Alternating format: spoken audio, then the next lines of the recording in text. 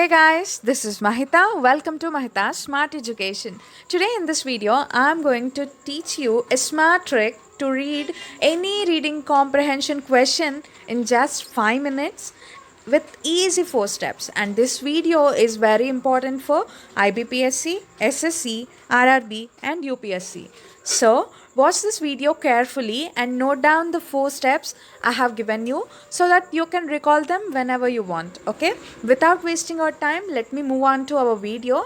And before starting our steps, there are some myths regarding reading comprehension questions, and they are like these RC questions are too large and they are time taken, and so we have to attempt them at the end of your examination.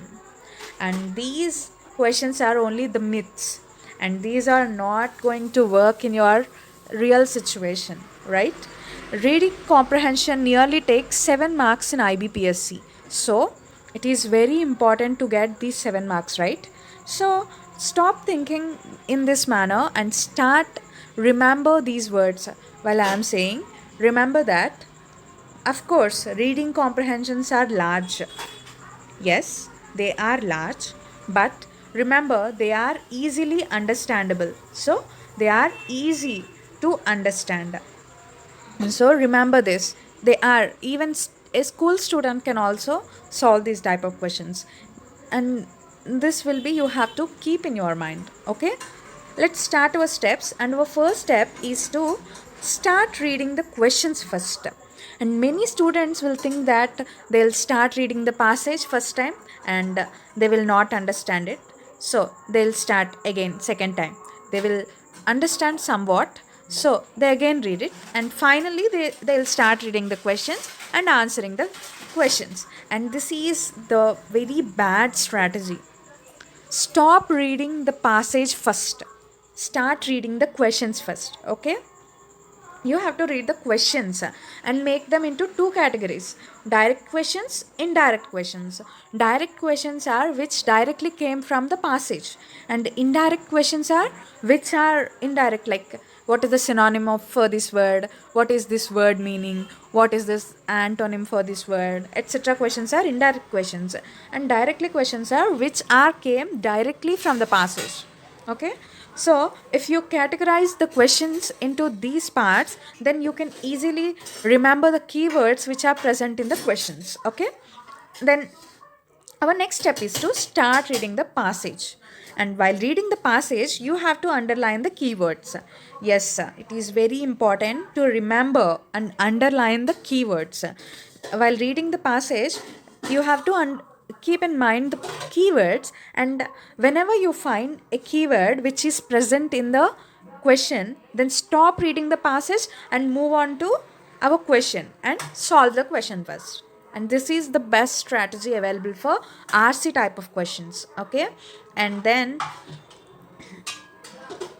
our fourth step is, then after solving all the direct questions, then move on to the indirect questions. And this is one of the best strategy. Okay, strategy is to first read the questions, right?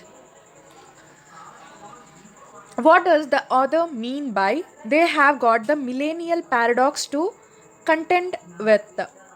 Okay, remember, if this word will come in the passage, then you have to stop reading the passage and start reading the question and then solve it. Okay, this is our strategy. And second question, 72nd question, sorry, 71st question is related to the direct question, and it is directly related to the passage. And 72nd question is the synonyms, so it is indirectly related to the passage. And our 73rd question is, which of the following is not an assumption that supports the arguments presented in the third paragraph? So while reading the third paragraph, we have to read the following statements. Okay, and our 74th question is, given below is a possible interference that can be drawn from the facts stated in the 4th paragraph. So you have to examine the interference. Here the keyword is interference, and which is present in the 4th paragraph. Okay, remember these are the keywords. And our 75th question, given below is a possible interference that can be drawn from the facts started in the fourth paragraph. You have to examine the interference in the context of the passage and decide upon its degree of truth or falsity. So after reading the fourth paragraph, we have to answer 73rd question, 74th and 75th question. Okay, and 76th question is also related to fifth statement from the second paragraph. Okay, choose the statement which is grammatically or contextually incorrect. We have to keep in mind that these questions are also direct questions. And which of the following is correctly described the tone of the last paragraph? So this is also a direct question. So after reading the passage, we have to answer 6 questions. Out of 7 questions, 6 are direct questions and only 1 question is indirect question. And this passage is came in 2018 IBPSC SO preliminary examination. Okay, let's start reading the passage. Whenever you find that statement, you have to stop it, stop reading the passage and start reading the question and move on to the passage. Okay, the Financial Times with a survey concluded that millennials are prioritizing short-term spending over long-term saving. And according to one calculation, the average 25-year-old should be saving 800 or about $1,146 a month over the next 40 years. In order to retire at 65 with an annual income of 30,000, the piece went viral. For all the wrong reasons, all millennials who responded angrily to the article noted, and they are too busy buying groceries or paying rent to even think about being able to have that much money to allocate to saving account. But ignoring the tone deafness, there is a real problem here. Roe Price recommends that millennials should save about 15% of their income for retirement. However, a recent survey found that on average, while they are doing a good job of budgeting and say they have increased their savings in the past 12 months, their actual savings rate is about 8%. And financial planners can puff and huff about results. Like that, they can argue that millennials don't realize how much they need to save, that they are succumbing to one of those behavioral finance phenomena by failing to appreciate that yes, one day they too will be 65 and need a retirement next decade, right? For their part, the millennials might well argue that the rest of us simply don't understand their new normal. It has always been true and remains true today that a dollar someone puts aside in a tax sheltered retirement account when he is 25 years old will be worth much and much more than that same dollar would be if he had set it aside at the age of 50, thanks to the fact that it is sitting there are being reinvested year after year, tax free, what someone in their 20s loses in absolute wealth and they earn in terms of time. The problem is that there are too many other factors stopping millennials from making the decision to save. They have got the millennial paradox to contend with. In 2014, the average college student graduated with 33,000 of students debt across to one calculation. Do you want to be one of those students who defaults on her student debt? So we have found the keyword, right? They have got the millennial paradox to contend with, and we have found this keyword or the statement in our 71st question, right? What does the author mean by they have got the millennial paradox to the contend with? Here the content is like that, the context is like that, there is they are struggling, the millennials are struggling with the competition, right? So we have to search for the competition type statement. First option is millennials are contradictory and it is not the absolute correct statement, and the millennials have to struggle with the fact that they are generation packed with contradictions. No, it is also a not. Millennials are struggling with all the competing demand on their dollars, and just when they know that if they put them to work in their retirement account, they would do them the most good. Yes, of course, C is the correct option. So, yes, we can also read D.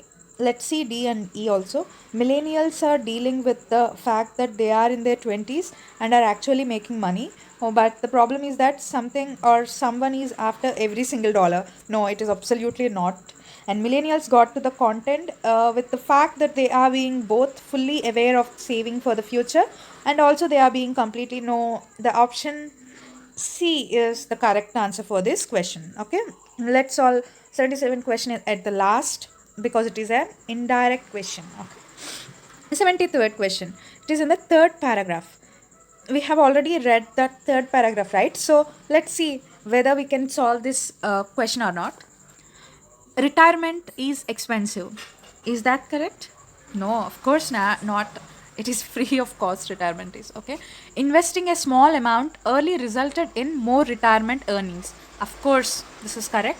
And let us see option C and D also. Than investing much larger amount later. Saving early is the easiest way to accumulate money because time is on your side. No, it is not the correct statement. Because of the compound interest, the money you contribute now is very valuable. No, it is not the exact correct meaning. A tax sheltered retirement account allows you to defer tax payments on any returns. So, absolutely not. And the answer for this question is option B. Investing a small amount early resulted in more retirement earnings. Okay. And our next question, 74th question. Okay. In the fourth paragraph, we have to read about the interference. After reading the fourth para, after completing it, then we will start solving those questions. Okay. And this is our fourth para, right? So we have to read them. They have got the millennial paradox to the content with in 2014 the average college student graduated with 33,000 of student debt. According to one calculation, do you want to be one of those students who defaults on her student debt just in order to have a few extra bucks to put into her retirement account? Really? Not a viable solution. Those payments have to be kept up. Even if it means there is no money for a retirement account, the cost of living is climbing up. So, too led by rental costs, which hit records in many cities last year, on average, millennials who rent nationwide would have had to spend 30% of their monthly income to their landlords. And health insurance, if your company offers it, odds are it's a benefit that retires you to shoulder a great portion of the cost of these days. And if you are older than 26 and paying for your own healthcare, you have already discovered that both premiums and deductibles are rising for most policies. Then there are other expenses like wedding gifts, birthday gifts, parties, clothes, accessories, food, bills, transportation, travel, or vacations. Eventually, some of those pressures will abate. The student debt will be paid down, and millennials will be earning more, but they will be older, and the value of each dollar they save they by the stage will be less. In any event, new financial pressure will arrive on the scene, so in the form of children, the need to save for houses, to help out aging parents, and perhaps there is some creative way to tackle this, to the extent that the cost of obtaining an education means that millennials can't start saving for retirement when it's most advantageous for all the society that they should. Maybe there is a way to restructure or postpone debt payments until later in life as long as graduates being contributing to their retirement accounts. Okay, we have read about the fourth and fifth paras. So start answering the questions. Yes, 74th question. And the lack of saving culture will impact on the consumption pattern for millennials. So, what do you mean by that? The lack of saving culture will impact saving culture. Lacking of saving culture will definitely impact on consumption pattern. It is true or not? And of course, it is also one of the reason. It is given in the fourth para, right? So it is true. So the option is yes, yeah, definitely true. Yes, and yes, our statement Desired context. The financial struggles that millennials face are making them more financially savvy. And yes, it may be true, and we can't say that it is absolutely true, but we don't say that it is a false statement. It is maybe true. So let's see, probably true. B. Option B is the answer for this question. Okay. And our next question is, and chose the statement which is grammatically or contextually incorrect. Okay. And yes, start reading the first option.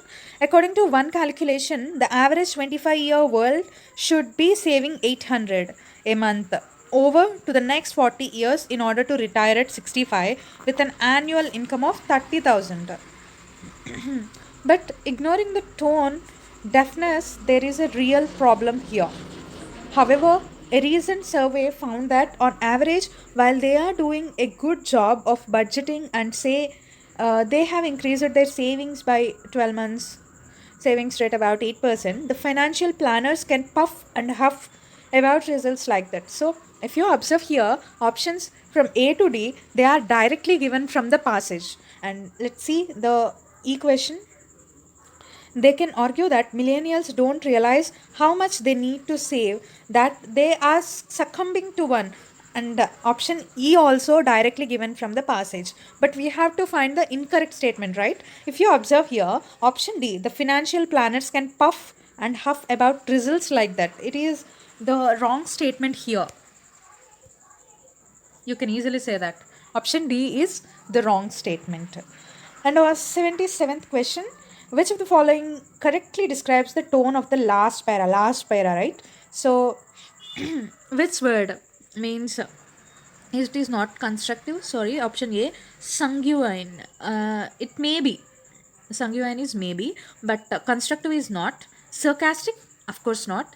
And satirical, it is not a satirical, and it is not that much inspiring. So, of course, it is option A is the correct answer. And our indirect question is there, right? One question that is abate. Wait a second. Sorry for that. It is okay. Which of the following is either the synonym or an antonym of the highlighted word? We have to select a synonym or the antonym for the word. Okay. Abate. What is the meaning of abate? Abate means we can say that prolonging or increasing. So recede, which means prolong is the exact meaning for abate. And of course, van is the synonym. Van, recede, prolong. These all are correct, both. And yes, because they have given that either synonym or an antonym. We have to find the synonym and antonym, right? So all of these, E, 1, 2 and 3, both are correct. Sorry, 3 are correct. And yes, in this way we can solve any passage question within 5 minutes of time. Okay, without if you like this video and find this video informative and useful to you, then do share this video to your friends so that they will also benefit from this video. And if you like this video, then do like, share and comment below.